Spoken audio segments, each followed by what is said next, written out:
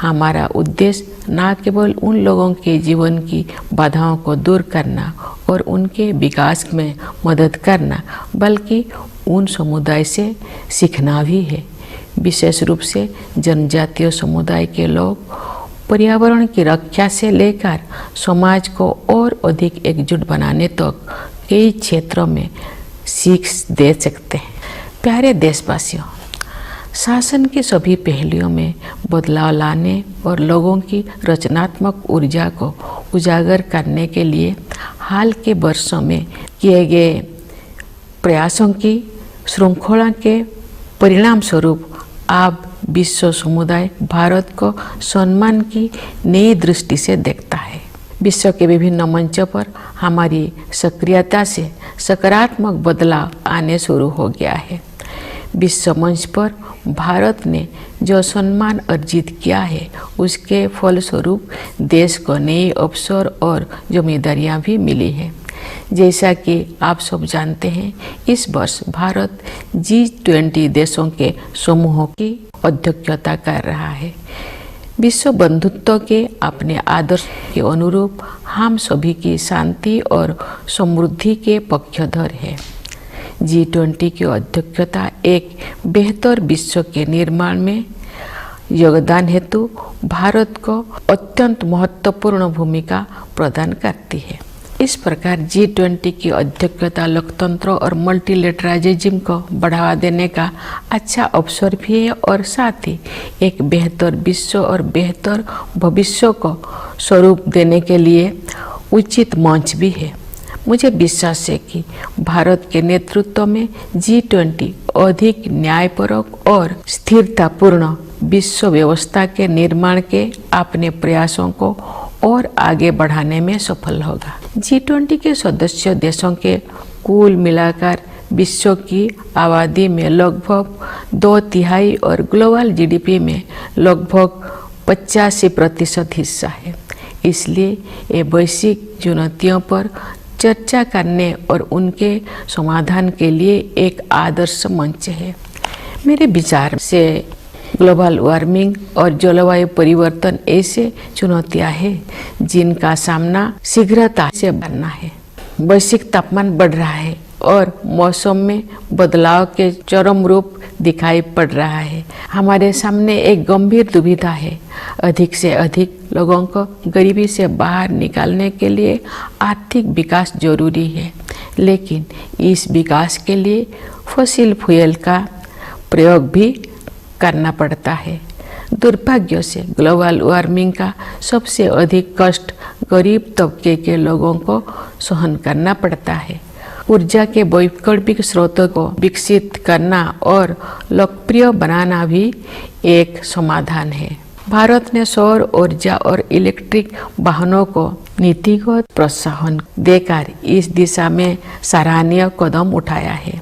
हालांकि वैश्विक स्तर पर विकसित देशों द्वारा टेक्नोलॉजी ट्रांसफर और वित्तीय सहायता के जरिए उभरती हुई अर्थव्यवस्थाओं को सहायता प्रदान करने की आवश्यकता है। विकास और पर्यावरण के बीच संतुलन बनाए रखने के लिए हमें प्राचीन परंपराओं को नई दृष्टि से देखना होगा। हमें अपनी मूलभूत प्राथमिकताओं पर भी पुनर्विचार करना होगा। परंपरागत जीवन मूल्यों के वैज्ञानिक आयामों को समझना होगा। हमें एक बार फिर प्रकृति के प्रति सम्मान का भाव और अनंत ब्रह्मांडों के सम्मुख विनम्रता का भाव जागृत करना होगा। मैं इस बात पर ध्यान आकर्षित करना चाहूँगी कि महात्मा गांधी आधुनिक युग के सच्चे भविष्य द्रष्टा थे, क्योंकि उन्होंने अनियंत्रित औद्योगिकरण से होने वाले आपदाओं को पहले ही भांप लिया था और दुनिया को अपने तौर तरीकों को सुधारने के लिए सचेत कर दिया था। अगर हम चाहते हैं कि हमारे बच्चे इस धरती पर सुखमय जीवन बिताएं, तो हमें अपनी जीवन शैली को बदलने की जरूरत है। इस संदर्भ में सुझाए गए परिवर्तन में से एक बदलाव भोजन से संबंधित है। मुझे ये जानकर प्रसन्नता हुई है कि संयुक्त राष्ट्र ने भारत के सुझाव को स्वीकार किया है और वर्ष 2023 को the international year of millets घोषित किया है। बाजरा जैसे मोटे अनाज हमारे आहार के मुख्य तत्व हुआ करते थे। समाज के सभी वर्ग उन्हें फिर से पसंद करने लगे हैं। ऐसे अनाज पर्यावरण के अनुकूल है क्योंकि उनकी उपज कम पानी में ही हो जाता है। ये अनाज उच्च स्तर का पोषण भी प्रदान करते हैं। यदि अधिक से अधिक लोग मोटे अनाज को भोजन में शामिल करेंगे तो पर्यावरण संरक्षण में सहायता होगी और लोगों के स्वास्थ्य में भी सुधार होगा। गणतंत्र का 1 और वर्ष बीत चुका है और एक नया वर्ष शुरू हो रहा है। ये अभूतपूर्व परिवर्तन का दौर रहा है। महामारी के प्रकोप से दुनिया कुछ ही दिनों में बदल गई थी। पिछले 3 वर्ष के दौरान जो भी हमें लगा कि हमने वायरस पर काबू पा लिया है, तो वायरस फिर किसी विकृत रूप में वापस आ जाता है। लेकिन अब इससे घबराने का कोई ज़रूरत नहीं है क्योंकि हमने ये समझ लिया है कि हमारा नेतृत्व, हमारे वैज्ञानिक और डॉक्टर, हमारे प्रशासक और कोरोना योद्धा किसी भी स्थिति से निपटने के लिए हर संभव प्रयास करेंगे। साथ ही हमने ये भी सीखा है कि हम अपनी सुरक्षा में कमी नहीं आने देंगे और सतर्क भी रहेंगे। प्यारे देशवासियों, विभिन्न क्षेत्रों में कार्यरत कई पीढ़ियों के लोग हमारे गणतंत्र की अब तक की विकास गाथा में अमूल्य योगदान के लिए प्रशंसा के पात्र है।